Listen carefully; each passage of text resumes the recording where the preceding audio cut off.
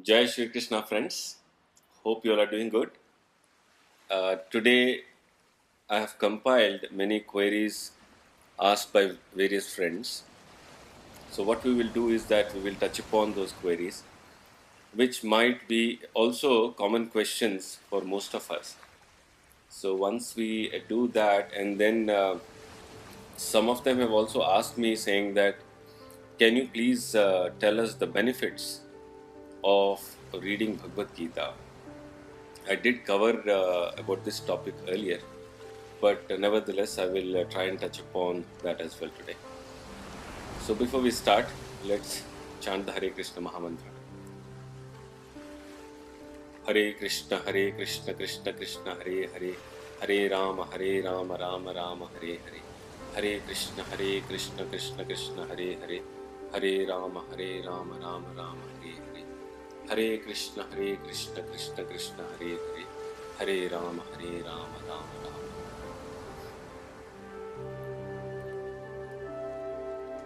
So, friends, the first question is who is God?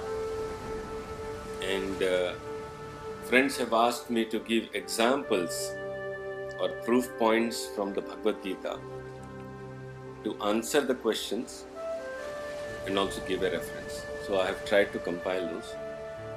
The question is, who is God?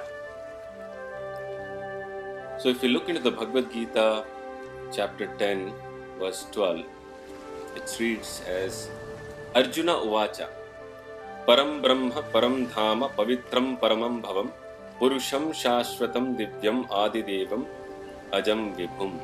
So Arjuna said, you are the Supreme Brahman, the ultimate, the supreme abode and purifier, the absolute truth and the eternal divine person. You are the primal God, transcendental and original, and you are the unborn and all-pervading beauty. So that is how it is answered in the Bhagavad Gita as to who is God. So God is Sri Krishna himself. That is what is mentioned here. Now the second question is, where is God?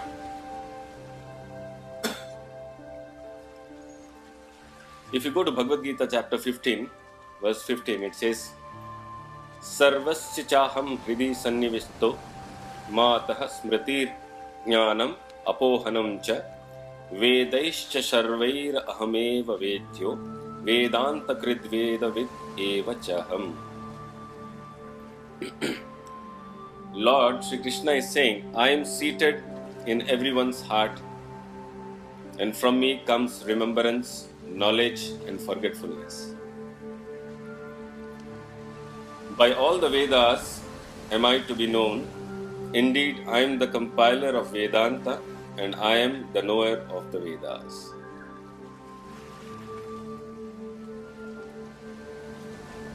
The next question is, what is an easy way to reach God? For the answer, to go to Bhagavad Gita chapter 18.65, it says, Manmana bhava madbhakto madhyaji mama namaskuru mam evaish yasi chatyam te pratijani priyosmi me. He says, the easy way to reach God, he says, is always think of me and become my devotee.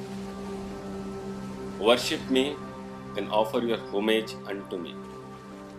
Thus, you will come to me without fail.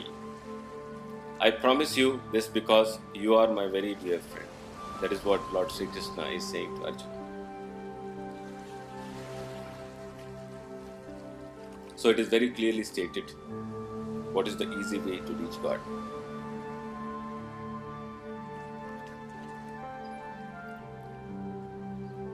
Then the next question is, how to know God? Bhagavad Gita chapter 4.34 says, Tad vidhi pranipatena pariprashnena sevaya upadekshanti te jnanam jnaninas tattva darshinaha. How to know God? Says, Just try to learn the truth by approaching a spiritual master. Inquire from him submissively and render service unto him, and the self-realized soul can impart knowledge unto you because he has seen the truth.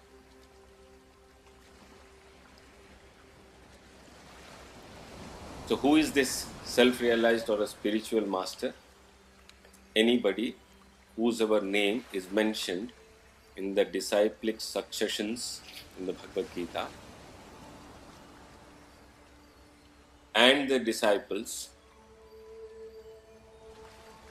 can be the spiritual master.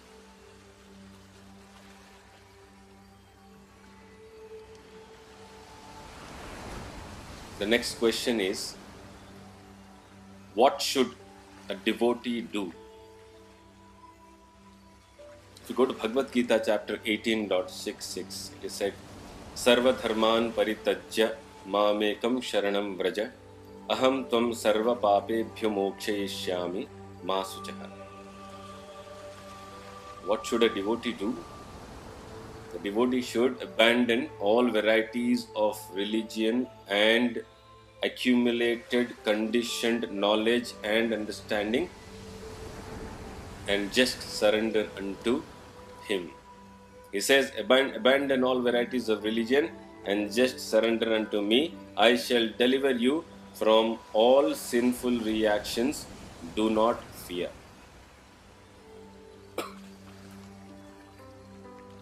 So friends, these were a few questions which probably are common questions to most of us. Hope you've got an understanding.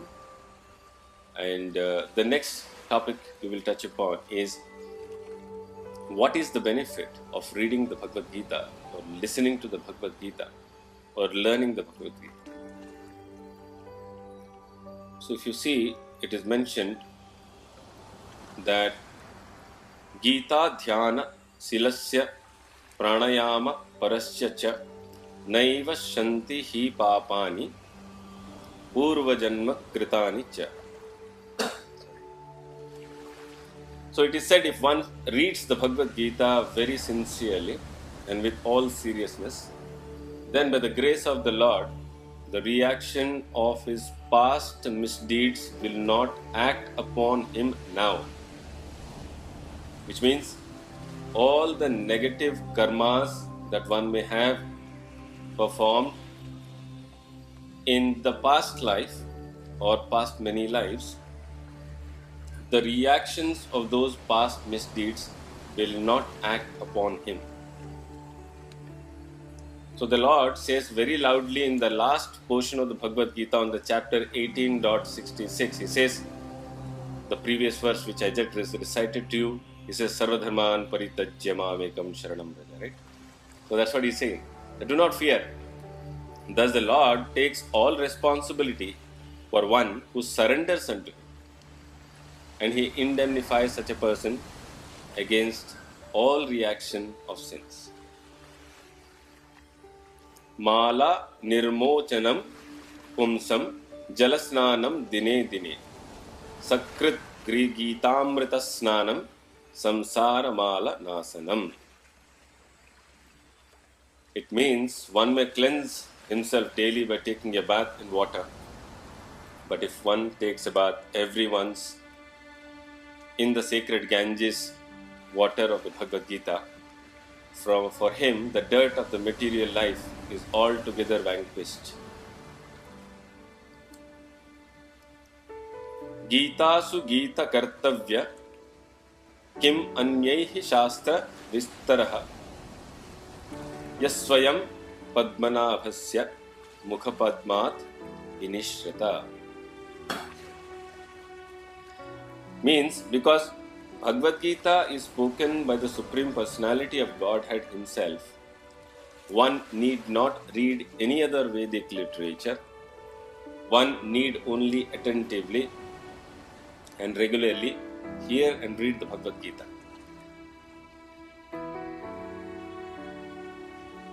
In the present age, people are so absorbed in various mundane activities that it is not possible for them to read all the Vedic literatures. But this is not necessary. This one book, Bhagavad Gita, will suffice because it is the essence of all Vedic literatures, and especially because it is spoken by the Supreme Lord Himself. Sorry. As it is said that Bharatamrita Sarvaswam Vishnu Vakrat Vinishritam Gita Gangodakam Pitva Punarjanmana Vidyate. One who drinks the water of the Ganges attains salvation. So what to speak of one who drinks the nectar of Bhagavad Gita? Bhagavad Gita is the essential nectar of the Mahabharata, and it is spoken by the Lord Himself. And the Ganges is said to emanate from the lotus feet of the Lord. Of course, there is no difference between the mouth and the feet of the Supreme Lord, but from an impartial study we can appreciate the Bhagavad Gita is even more important than the water of Ganges. Sarvo Panishado Gavo Dogdha Gopal Anandanaha Partho Vatsaha Sudhira Bhokta Dugdham Gitamritam Mahat.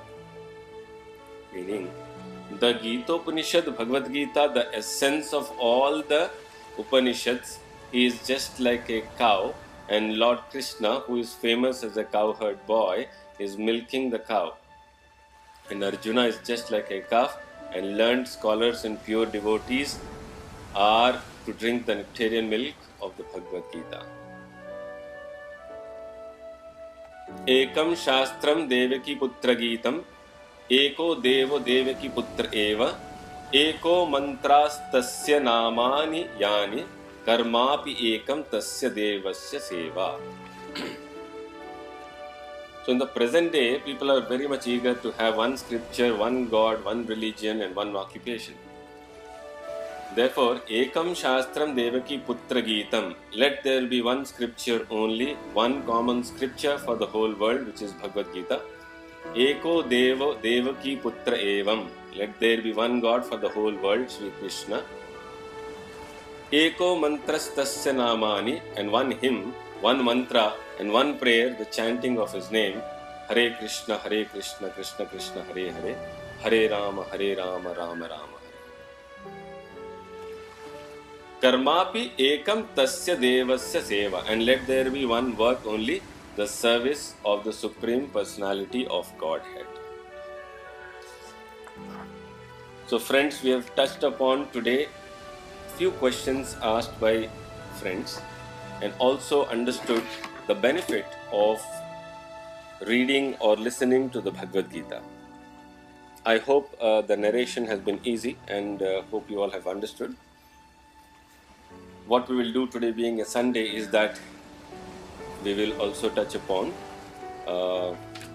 one or two verses of the Bhagavad Gita. So if we were continuing with the chapter 2 Karma Yoga, and now let's see what is mentioned in the text number 10. It says, Saha yajñah prajaha sritva purovacha prajapatihi anena prasavisyadham esavostva ishakamat, which means that in the beginning of creation, the Lord of all creatures sent forth generations of men and demigods, along with sacrifices for Vishnu, and blessed them by saying, Be thou happy by his sacrifice, because its performance will bestow upon you everything that is desirable for living happily and achieving liberation. The material creation by the Lord is a chance offered to the conditioned soul to come back home. Come back home is coming back to Godhead, back to Him. All living entities within this material creation are conditioned by the material nature because of their forgetfulness of the relationship with Lord Krishna. The Vedic principles are to help us understand this eternal relationship as it is stated in the Bhagavad Gita. Vedaischa sarvair ahameva vedyah. The Lord says that the purpose of the Vedas is to understand Him. And in the Vedic hymns it is said that Patim Vishwasyatmeshwaram, which means that therefore the Lord of the living entities is the Supreme Personality of Godhead Vishnu or Krishna. And in the Srimad Bhagavatam also, in chapter 2.4.20, Srila Sukadeva Goswami describes the Lord as Pati in many ways. He says, Sriyaha Patir Yajna Patihi Prajapatir Dhiyam Patir Lokapatir Dhara Patihi Patir Gatis Chandhaka Vrishni Satvatam Prasiddhatam Me Bhagavan Satam Patihi. Which means the Prajapati is Lord Vishnu. And he is the Lord of all living creatures, all worlds and all beauties, and the protector of everyone. The Lord created this material world to enable the conditioned souls to learn how to perform sacrifices for the satisfaction of Vishnu, so that while in the material world they can live very comfortably without anxiety, and after finishing the present material body they can enter into the kingdom of God. That is the whole program for the conditioned soul. So by performance of yajna, the conditioned souls gradually become Krishna conscious and become godly in all respects. And in the today's age, which is the age of the Kali, which is Kali Yuga, the Sankirtana Yajna, the chanting the names of the God is recommended, because we can't do in today's time all yajnas that were being done by the sages in the past. Therefore, it is recommended that the yajna for today's times is the Sankirtana, which is the chanting of the names of Lord Shri Krishna, is recommended by the Vedic scriptures. And this transcendental system was introduced by Lord Chaitanya for the deliverance of all men in this age. So this is for the deliverance of everybody of this age, and Sankirtana Yajna and Krishna consciousness go well together. And Lord Krishna in his devotional form as Lord Chaitanya is mentioned in the Srimad Bhagavatam, chapter 11.5.32 as follows. And is given a special reference to the Sankirtana Yajna. It says, Krishna Varnam Tvisa Krishnam Sango Pangastra Para Sadam Yajnaihi Sankirtanaha Prair Yajanti Hisu Medhasaha. In this age of Kali, people who are endowed with sufficient intelligence will worship the Lord, who is accompanied by his associates by performance of the Sankirtana Yajna. Other yajnas performed, prescribed in the Vedic literatures are not easy to perform in this age of Kali, but the Sankirtana Yajna is easy and sublime for all purposes. And it is recommended in the Bhagavad Gita also in chapter 9, verse 14. Therefore, friends, it is said that chant the Hare Krishna Maha Mantra and be happy. So thank you very much for your patience to listen to the question and answers, the benefits of reading Bhagavad Gita, and for listening to the text 10 of the chapter 2. Friends, thank you for your encouragement and keep shooting your queries. And if you need any clarifications, do write to me. My email ID is umeshfil@yahoo.com. All of you have a fantastic Sunday and a great week ahead. And I look forward to speaking to you all again tomorrow. Bye-bye. Take care.